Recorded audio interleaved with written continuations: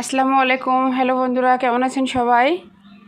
আজকে আপনাদের সাথে শেয়ার করব লাল গমের আটা দিয়ে রুটি বানাচ্ছি, ফুলকো ফুলকো।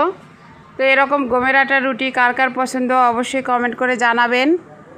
আর আসলে এই আটার রুটিগুলো আগে যখন মানুষ খেত তখন বলতো গরিবেরা কাঙ্গালেরা এই রুটিটা খায়, আর এখন বড় লোকেরা এটা কিনে কিনে খায়।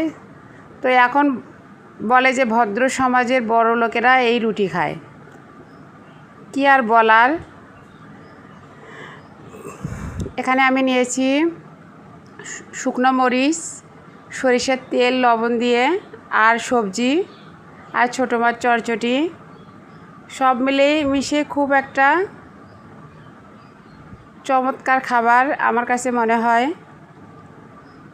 সবার জন্য শুভকামনা। আল্লাহ হাফেজ।